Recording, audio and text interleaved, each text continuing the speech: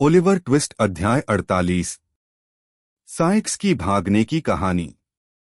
London की सीमाओं में रात के अंधेरे में किए गए तमाम बुरे कामों में से यह सबसे बुरा था। सुबह की हवा में जो भी डरावनी घटनाएं उठीं, यह सबसे गंदी और सबसे क्रूर थी। सूरज, चमकदार सूरज जो सिर्फ रोशनी ही नहीं बल्कि नई जिंदगी, आशा और ताजगी लेकर आता है, भीड़ भाड़ वाले शहर पर अपनी चमकदार और तेज रोशनी के साथ उग आया। महंगे रंगीन कांच और कागज से ठीक किए गए खिड़की के शीशे, गिरजाघर के गुंबद और सड़ेगले कोने से होकर उसकी किरणें समान रूप से फैल रही थीं।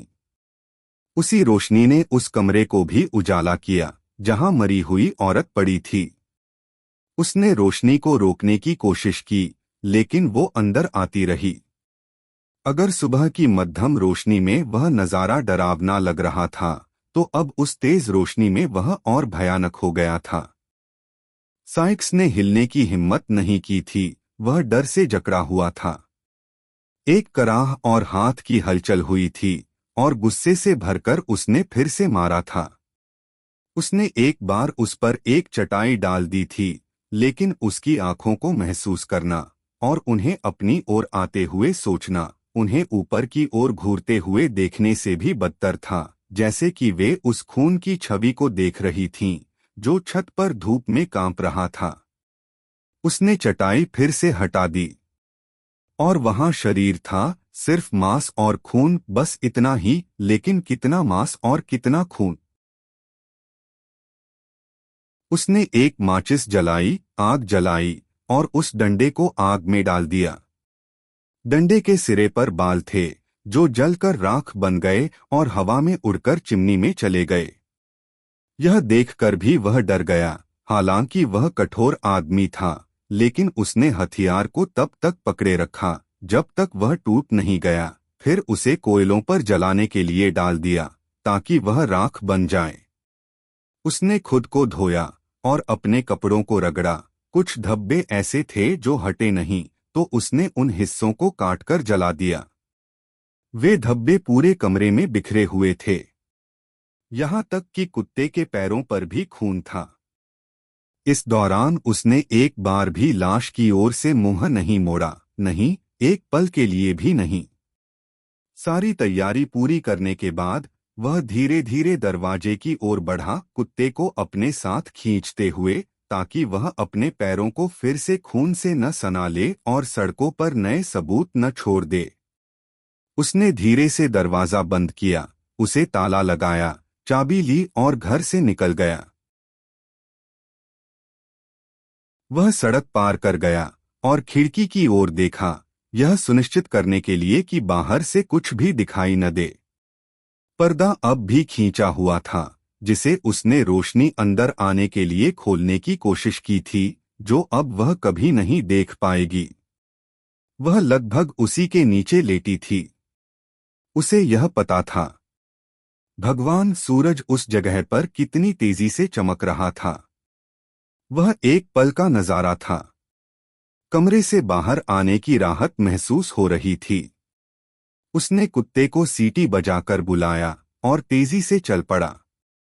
वह इस्लिंगटन से गुजरा, हाईगेट की पहाड़ी पर चढ़ा, जहां विटिंगटन की याद में पत्थर खड़ा है। हाईगेट हिल की ओर मुड़ा, बिना किसी निश्चित इरादे के, और इस बात को लेकर अनिश्चित था कि कहाँ जाए। फिर से दाईं ओर मुड़ा, जैसे ही वह उतरने लगा था, और खेतों के बीच से गुजरते हुए, केनवुड के किनारे से होते हुए, हैम्पस्टेड हीथ पहुंचा। वह हीथ की घाटी से होकर दूसरी ओर चढ़ गया और उस सड़क को पार करते हुए जो हैम्पस्टेड और हाईगेट गांवों को जोड़ती है, हीथ के बचे हुए हिस्से से गुजरते हुए नॉर्थ एंड के खेतों में से एक में पहुंचा, जहां वह एक झाड़ी के नीचे लेट गया और सो गया। जल्द ही वह फिर उठ गया और फिर से चल पड़ा, दूर देश की ओर नहीं, बल्कि मुख्य सड़क से वापस लंदन की ओर, फिर वापस, फिर उसी जमीन पर से गुजरते हुए जहां से वह पहले ही गुजरा था, फिर खेतों में इधर उधर भटकते हुए, खाई के किनारों पर लेटकर आराम करते हुए, फिर अचानक उठकर किसी और जगह की ओर भागते हुए, और वही करते हुए बार बार इधर उधर भटकता रहा। वह कहाँ जा सकता था जो नजदीक हो और ज्यादा भीड़भाड़ वाली जगह न हो, ताकि कुछ खाने पीने को मिल सके। हेंडन। यह एक अच्छा स्थान था, ज्यादा दूर नहीं और आम लोगों के रास्ते से दूर। वहीं जाने का उसने फैसला किया, कभी कभी दौड़ता हुआ और कभी कभी एक अजीब ढंग से बहुत धीरे चलता हुआ, या फिर बिल्कुल रुक जाता और बिना मकसद झाड़ियों को एक लकड़ी से तोड़ता रहता। लेकिन जब वह वहां पहुंचा तो उसे जितने भी लोग मिले, यहाँ तक कि दरवाजों पर खड़े बच्चे भी उसे शक की नजरों से देखते दिखे। वह बिना कुछ खाने पीने की हिम्मत जुटाए वापस लौट आया, जबकि उसने कई घंटों से कुछ भी नहीं खाया था, और फिर से वह हीथ पर भटकने लगा, यह सोचते हुए कि अब कहाँ जाए। वह मीलों मीलों तक इधर उधर भटकता रहा, लेकिन फिर उसी जगह वापस लौट आता। सुबह और दोपहर बीत गईं और दिन ढलने लगा, लेकिन फिर भी वह उसी जगह के आसपास घूमता रहा। आखिरकार वह वहां से निकला और हैटफील्ड की ओर चल पड़ा।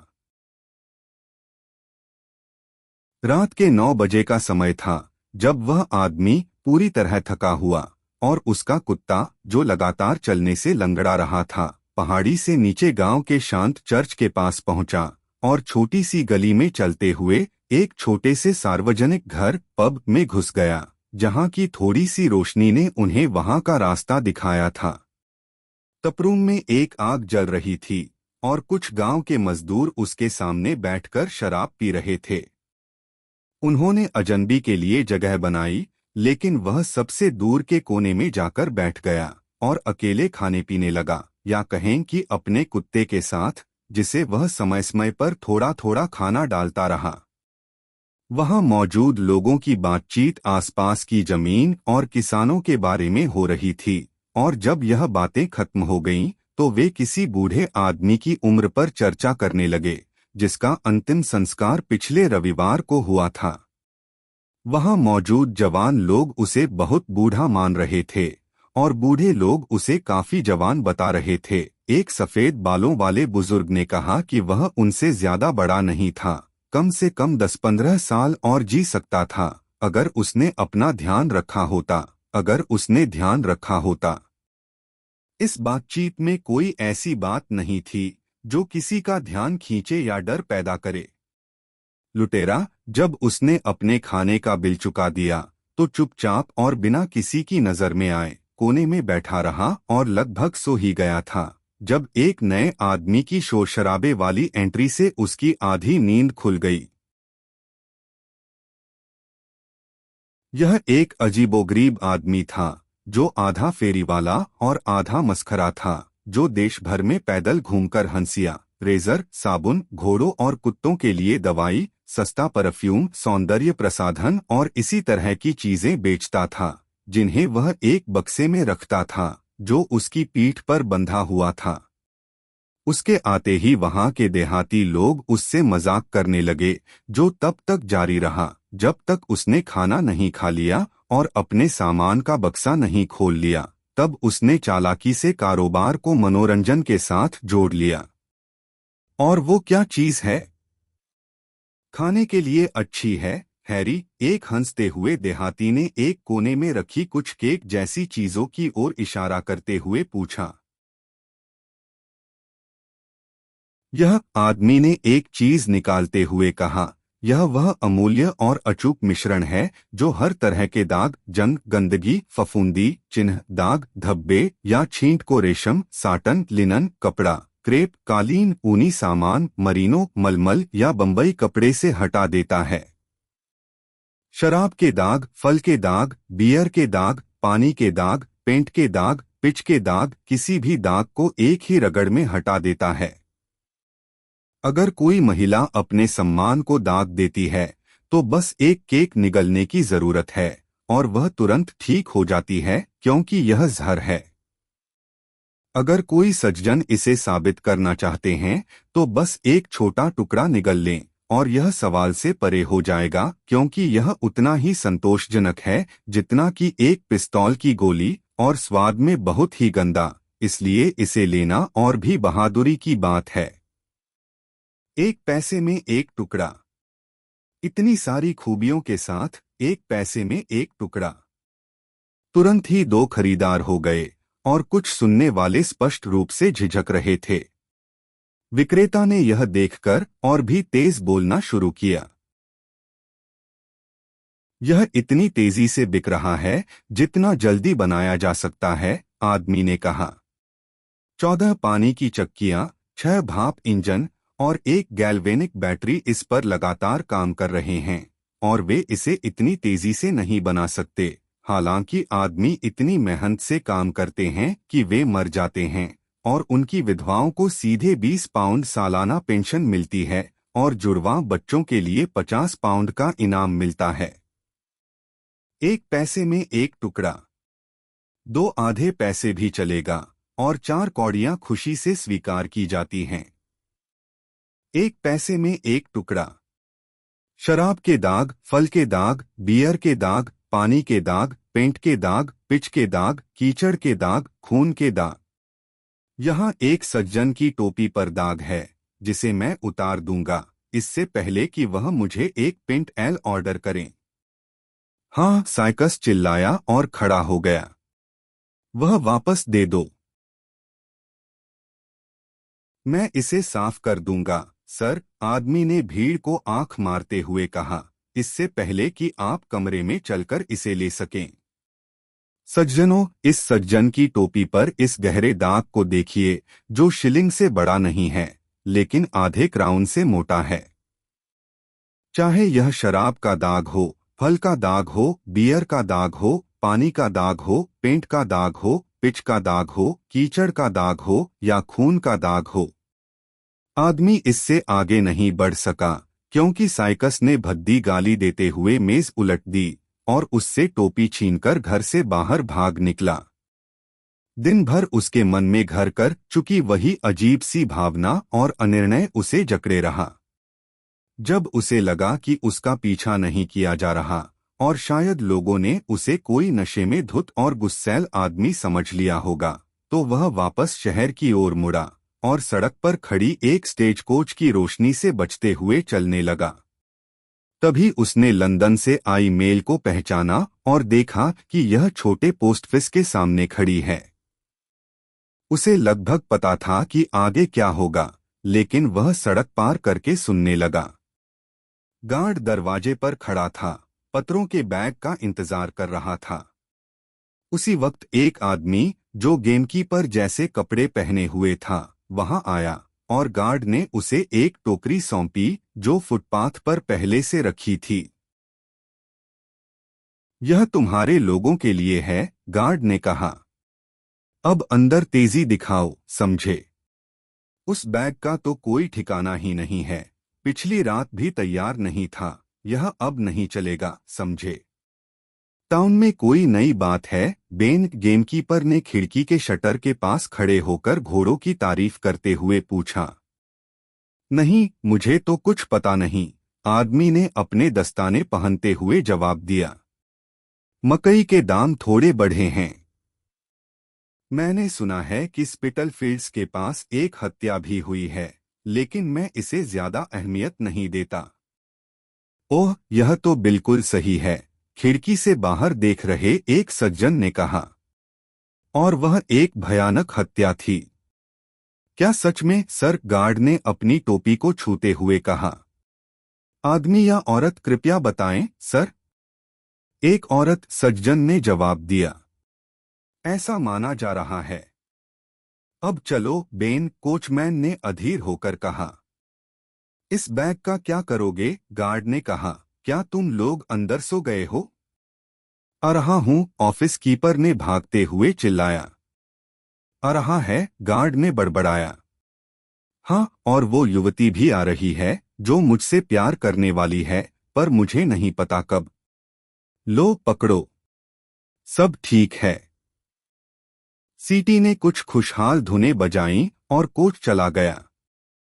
साइकस सड़क पर खड़ा रहा, जो उसने सुना था उससे बिल्कुल भी प्रभावित नहीं दिखा, और उसे इस बात से ज्यादा चिंता नहीं थी कि अब उसे कहाँ जाना है।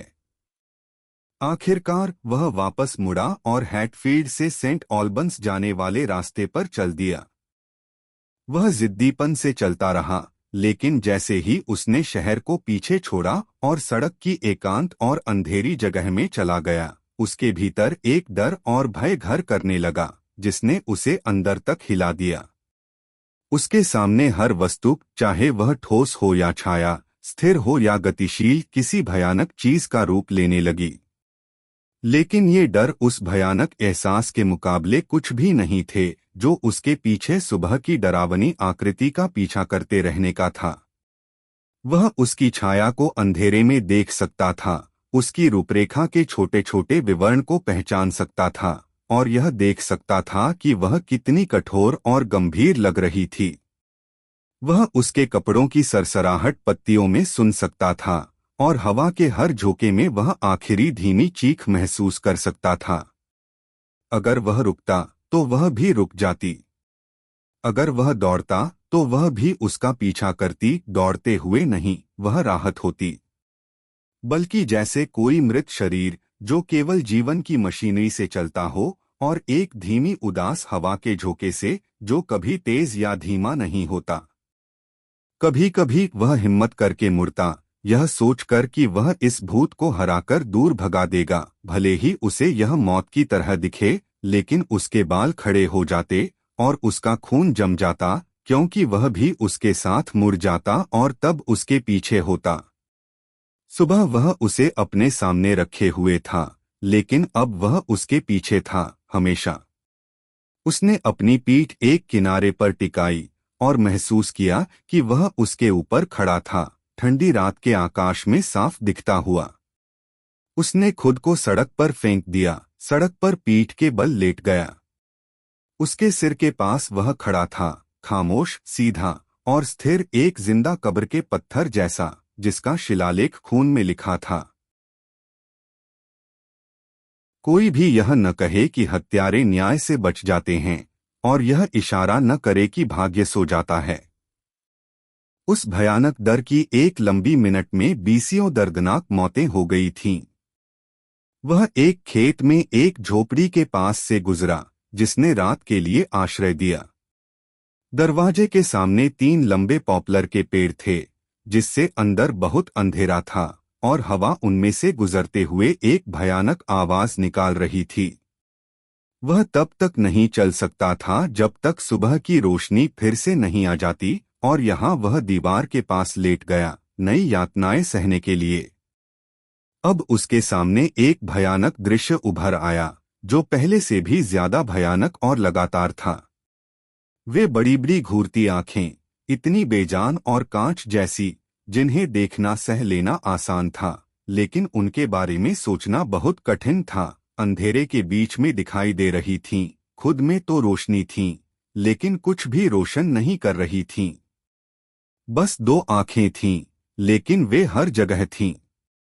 अगर वह उन्हें बंद करने की कोशिश करता, तो वही कमरा उसके सामने आ जाता, जिसमें हर एक परिचित वस्तु, कुछ ऐसी भी जिन्हें वह भूल चुका था, अपनी जगह पर थी। शरीर अपनी जगह पर था, और उसकी आंखें वैसी ही थीं जैसी उसने तब देखी थीं, जब वह चुपचाप भाग गया था। वह उठकर बाहर खेत में भागा। आकृति उसके पीछे थी। वह फिर से झोंपड़ी में वापस आ गया और डर से सिकुड़कर लेट गया।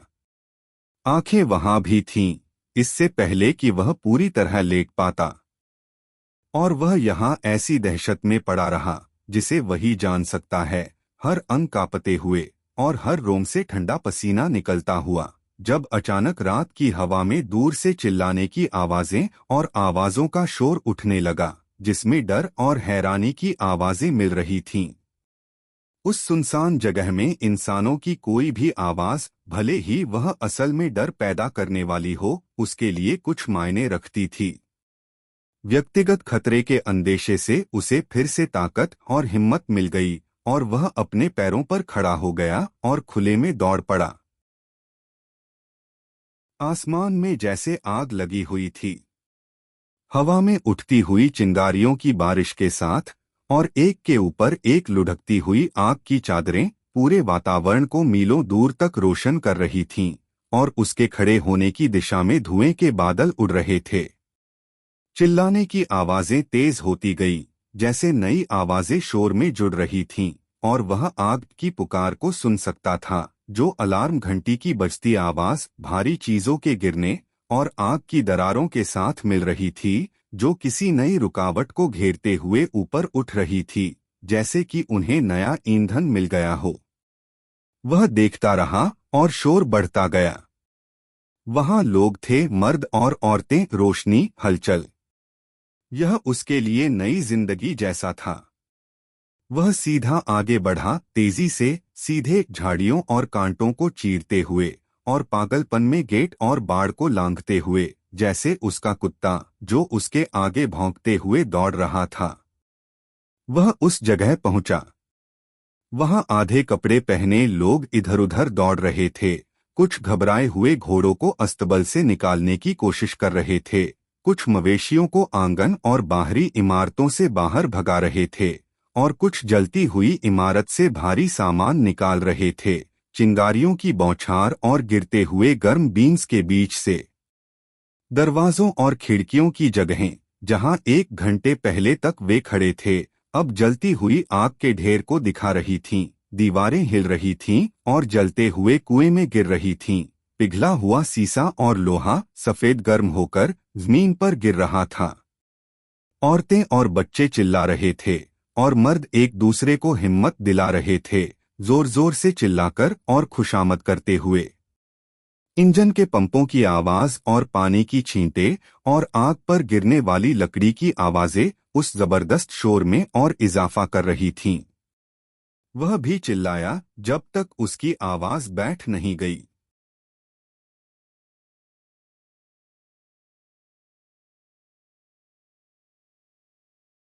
इस पागलपन की उत्तेजना के बाद उसके अपराध का भयानक एहसास वापस आ गया, और वह पहले से भी ज्यादा बलवान हो गया। उसने चारों ओर संदेह से देखा, क्योंकि लोग समूह में बातें कर रहे थे, और उसे डर था कि वे उसकी बात कर रहे हैं। कुत्ता उसकी अंगुली के इशारे पर चल पड़ा, और वे चुपचाप एक साथ चलने लगे। वह एक इंजन के पास से गुजरा, जहां कुछ लोग बैठे थे, और उन्होंने उसे अपने खाने पीने में शामिल होने के लिए बुलाया। उसने कुछ रोटी और मांस लिया, और जब उसने बियर का घूंट भरा, तो उसने सुना कि लंदन के दमकलकर्मी हत्या के बारे में बात कर रहे थे। वे कहते हैं कि वह बर्मिंघम चला गया है, एक ने कहा। लेकिन वे उसे पकड़ लेंगे, क्योंकि स्काउट्स बाहर हैं, और कल रात तक पूरे देश में शोर मच जाएगा। वह जल्दी से चला गया, और चलते चलते वह लगभग जमीन पर गिर पड़ा, फिर एक गली में लेट गया, और लंबी लेकिन टूटी फूटी और बेचैन नींद ली। वह फिर से भटकने लगा, अनिश्चित और निर्णयहीन, और एक और अकेली रात के डर से परेशान था। अचानक उसने लंदन वापस जाने का निश्चय किया। वहां बात करने के लिए कोई है, कम से कम उसने सोचा। एक अच्छा छिपने का स्थान भी है। वे कभी नहीं सोचेंगे कि मुझे वहां पकड़ लेंगे इस ग्रामीण गंध के बाद। क्यों न मैं एक हफ्ते तक छिप जाऊं, और फागिन से थोड़ा पैसा लेकर फ्रांस चला जाऊं। सच में मैं इसे जोखिम में डालूंगा। उसने बिना देर किए इस भावना पर अमल किया, और कम भीड़ भाड़ वाले रास्तों का चुनाव करके अपनी यात्रा वापस शुरू की। निश्चय किया कि वह महानगर के पास थोड़ी दूरी पर छिपा रहेगा, और संध्या के समय एक लंबा रास्ता अपनाकर उस हिस्से में जाएगा जिसे उसने अपने गंतव्य के लिए चुना था। लेकिन कुत्ते के बारे में क्या? अगर उसका कोई विवरण होता, तो यह नहीं भूलता कि कुत्ता गायब है, और शायद वह उसके साथ चला गया है। इससे उसकी गिरफ्तारी की संभावना बढ़ सकती थी जब वह सड़कों पर चलता। उसने उसे डुबाने का फैसला किया, और एक तालाब की तलाश करते हुए आगे बढ़ा, एक भारी पत्थर उठाकर उसे अपनी रुमाल से बांधते हुए चलता रहा। जब ये तैयारियां हो रही थीं, जानवर अपने मालिक के चेहरे की ओर देख रहा था। शायद उसके इरादे का कुछ आभास उसके अंतर्ज्ञान को हुआ, या चोर की उसकी ओर की तीखी नजर कुछ ज्यादा ही कठोर थी, इसलिए वह पहले से थोड़ी और पीछे हट गया, और धीरे धीरे चलने लगा। जब उसका मालिक एक तालाब के किनारे रुका और उसे बुलाने के लिए मुड़ा, तो वह बिल्कुल रुक गया। क्या तुम मेरी आवाज सुन रहे हो? यहाँ आओ, साइक्स ने चिल्लाया। जानवर आदत के बल पर आया, लेकिन जैसे ही साइक्स ने रुमाल को उसकी गर्दन से जोड़ने के लिए झुका, उसने धीमी गड़गड़ाहट की और पीछे हट गया। वापस आओ, चोर ने कहा। कुत्ते ने अपनी पूंछ हिलाई, लेकिन हिला नहीं। साइक्स ने एक फंदा बनाया और फिर से उसे बुलाया। कुत्ता आगे आया, पीछे हटा, एक क्षण रुका और फिर तेजी से भाग गया। आदमी ने बार बार सीटी बजाई और बैठकर उसकी वापसी की उम्मीद में इंतजार किया, लेकिन कोई कुत्ता नहीं आया और अंततः उसने अपनी यात्रा फिर से शुरू कर दी।